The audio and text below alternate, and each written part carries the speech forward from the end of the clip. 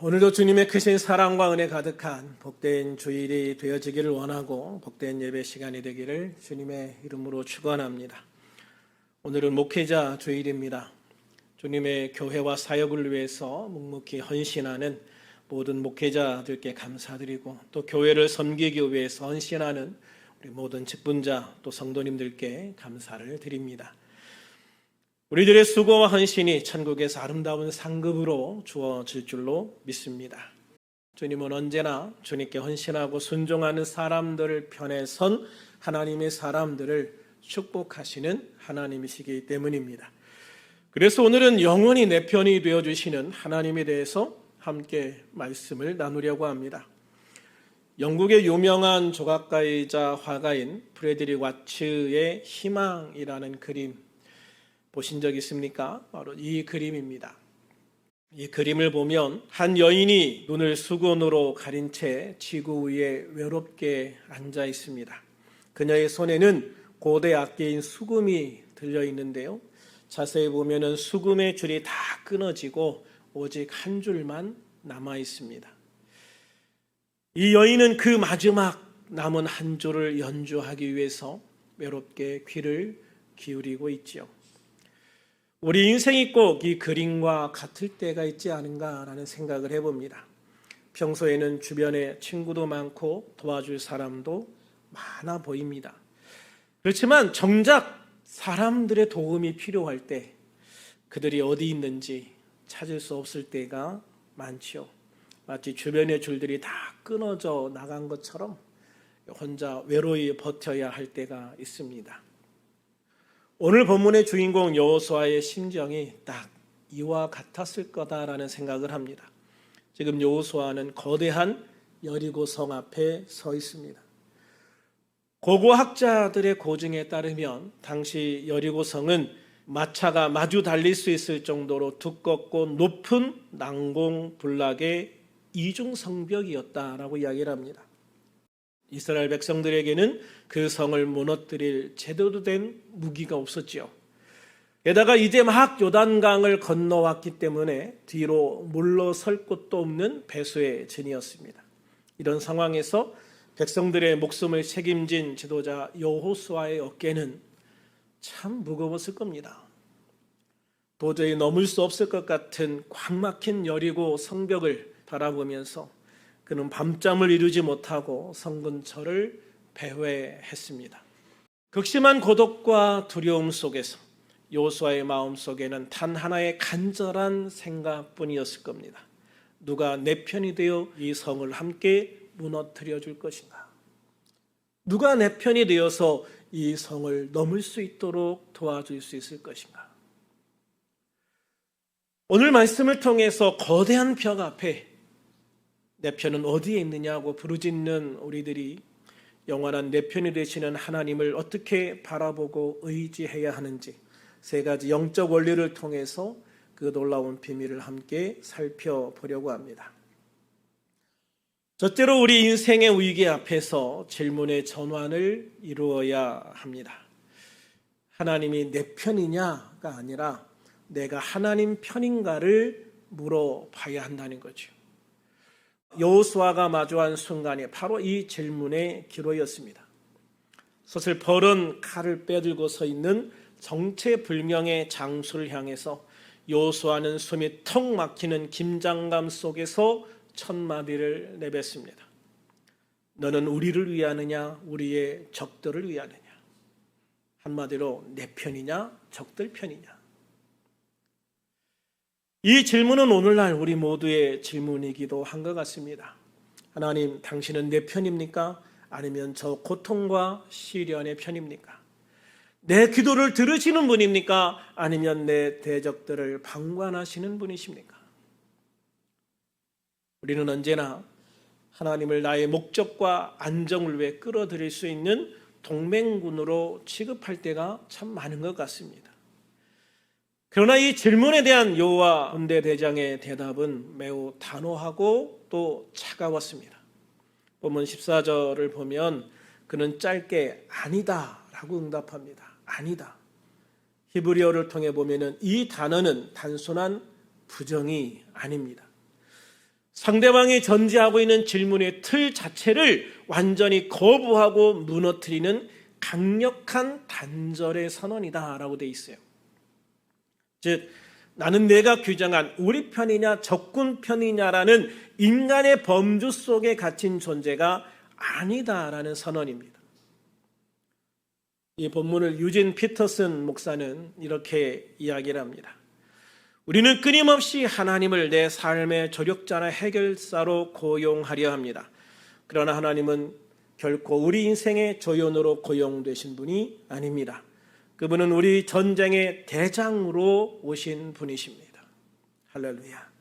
우리의 조력자나 해결사가 아니라 우리 인생의 대장으로, 우리의 주인으로 오신 분이다라는 것이죠. 여호수아는 하나님의 능력을 빌려 여리고를 무너뜨릴 궁리를 하고 있었지만 하나님은 여호수아를 통해서 하나님의 전쟁을 수행하러 오신 겁니다. 영국의 대표적인 복음주의 설교자 존 스토트는 이 대목을 향해서 이렇게 강조합니다. 그리스도인의 승리는 하나님을 내 계획에 동참시키는 데 있는 것이 아니라 하나님의 거대한 구속사적 계획 속에 내가 들어가는 것이다. 그리스도인의 승리는 하나님을 내 계획 속에 동참시키는 데 있는 것이 아니다. 하나님을 내 계획 속에 동참시키는 것이 아니라 하나님의 거대한 구속사적 계획 속에 하나님의 계획, 하나님의 뜻 안에 내가 들어가는 것이다. 그때 우리에게 진정한 승리가 주어진다라는 것이죠. 하나님을 영원한 내 편으로 믿고 의지한다는 것은 그분을 내 마음대로 부릴 수 있는 부적처럼 소유한다는 뜻이 아니라는 거예요. 이사야 55장 8절에서 내 생각이 너희 생각과 다르며 내 길은 너희의 길과 다름이냐라고 하신 하나님의 말씀을 인정하는 것. 그럴 때 하나님이 영원한 내 편이 되신다는 거예요. 그렇습니다. 승리의 비결은 하나님을 내 편으로 만드는 데 있지 않습니다. 하나님을 내 편으로 만들지 않아도 하나님은 언제나 내 편이시기 때문이죠. 참된 믿음의 사람은 주님, 오늘 내가 하나님의 편에 서 있습니까? 오늘 내가 하나님 편에 서 있습니까? 라고 기도하며 내가 서 있는 위치를 점검하고 수정하는 사람입니다. 내가 철저히 하나님 편에 서서 하나님의 주권 아래 엎드릴 수 있을 때, 무릎 꿇을 수 있을 때 비로소 만군의 여호와께서 친히 우리의 대장이 되셔서 우리의 모든 전쟁을 수행하시기 때문입니다. 우리가 이처럼 내가 과연 하나님의 편에 서 있는가라는 올바른 질문을 던지기 시작할 때 우리 삶에는 반드시 두 번째 영적 변화가 일어나기 시작합니다. 바로 태도의 전환입니다. 나는 내 편도 내 적의 편도 아니라 이 전쟁의 대장으로 왔다. 나는 내 편도 내 적의 편도 아니다. 나는 이 전쟁의 대장으로 왔다. 압도적인 그 말씀 앞에 여호수아는 순간 머리를 한 대 얻어맞은 것 같은 충격을 받았을 거예요. 방금 전까지만 해도 이스라엘의 총사령관으로서 손에 칼을 쥐고 어떻게든 내 힘과 전술로 여리고를 무너뜨려 보려 했던 여호수아였습니다. 하지만 진짜 대장이 누구인지 깨달은 순간 여호수아의 태도는 180도 바뀝니다. 본문 14절 하반절을 보면 그는 즉시 자신이 쥐고 있던 지도자의 권위와 인간적인 전략의 칼을 내려놓습니다. 그리고 얼굴을 땅에 대고 납작하게 엎드려 이렇게 고백합니다. 내 주여 종에게 무슨 말씀을 하려 하시나이까? 내 주여 종에게 무슨 말씀을 하려 하시나이까? 여기서 여호수아가 엎드려 절했다라는 표현은요, 단순히 예의를 갖춘 인사가 아닙니다. 완전히 납작하게 엎드리다 자신의 권리를 전면 포기하다라는 뜻입니다. 고대 근동에서 패전국의 왕이 승전국의 왕 앞에 목숨을 구결하면서 완전히 엎드릴 때 사용되던 극단적인 복종의 단어입니다. 방금 전까지만 해도 여호수아는 이스라엘 군대의 총사령관으로서 손에 칼을 쥐고 있었습니다. 어떻게 하면 이 성을 무너뜨릴지 자기 생각과 전술의 칼을 서슬퍼렇게 겨누고 있던 사람이었습니다. 그러나 하나님의 주권 앞에 서는 순간 그는 자신이 쥐고 있던 지도자의 권위와 인간적인 전략의 칼을 내려놓습니다. 그리고 스스로를 총사령관이 아닌 주인의 처분만 기다리는 종의 자리로 스스로 낮추고 있습니다. 그렇습니다. 여호수아가 승리할 수 있었던 비결은 그가 위대한 전략가여서나 용맹한 군인이어서가 아니었다는 겁니다. 진짜 대장이 누구인지를 알아보고 그 발 앞에 자신의 무기를 내려놓고 무릎을 꿇었기 때문입니다. 이처럼 하나님을 의지한다는 것은요, 내 뜻을 관철하려는 고집의 칼을 내려놓고 버리는 것입니다. 많은 그리스도인들이 여전히 영적 전쟁에서 패배하는 이유는요, 입으로는 하나님을 믿는다고 해요. 입으로는 하나님을 믿는다고 하는데 손에는 여전히 내 생각의 칼, 내 경험의 칼, 내 염려의 칼을 꽉 잡고 흔들고 있기 때문입니다. 짐 켈러 목사는 우리는 하나님을 신뢰한다고 말하지만 실제로는 내 계획이 성취될 때만 안심합니다. 그것은 하나님을 믿는 것이 아니라 내 계획을 믿는 것일 뿐입니다 라고 꼬집었어요. 참된 믿음은 내 뜻대로 상황이 움직여주기를 기도하는 고집이 아닙니다. 베드로전서 5장 6절 그러므로 하나님의 능하신 손 아래에서 겸손하라 때가 되면 너희를 높이시리라 하신 말씀대로 하나님 앞에서 겸손히 나를 낮추고 주님의 말씀을 듣고 순종하면서 하나님이 나를 높여주실 때를 기다리는 삶을 사는 것입니다. 지금 내가 붙잡고 있는 인간적인 전략과 계산의 칼은 무엇입니까? 바라기는 내 힘으로 여리고를 무너뜨려 보겠다고 휘두르는 고집의 칼을 내려놓으시기를 바랍니다. 우리가 주님의 주권 앞에 완전히 납작하게 엎드릴 때 주여 종에게 말씀하옵소서, 주여 종에게 말씀하옵소서 고백할 때 우리의 내려놓음은 패배가 아니라 만군의 여호와가 일하시기 시작하시는 가장 강력한 승리의 시작이 되어질 줄로 믿습니다. 내 생각의 칼을 내려놓고 주님 앞에 엎드린 여호수아에게 여호와의 군대 대장은 이제 마지막 결단을 요구합니다. 이 결단은 우리의 질문과 태도를 넘어 우리가 딛고 서 있는 삶의 근간을 뒤흔드는 요구였습니다. 그것은 바로 세 번째, 삶의 자리의 전환. 주님은 우리에게 거룩함을 회복하는 삶으로 나오라고 명령하십니다. 전쟁을 코앞에 둔 장소에게 여호와의 군대 대장이 내린 첫 번째 전술 명령은 황당하게도 성벽을 무너뜨릴 비책이 아니었던 겁니다. 본문 15절을 보면 여호수아에게 이렇게 명령합니다. 내 발에서 신을 벗으라. 내가 선 곳은 거룩하니라.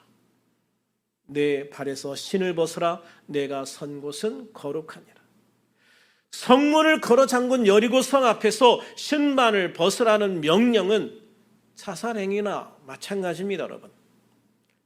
거친 광야와 전쟁터에서 군인에게 신발은 발을 보호하고 기동력을 유지하는 가장 기본적인 장비입니다. 그런데도 하나님은 왜 여호수아에게 신을 벗으라고 하셨을까?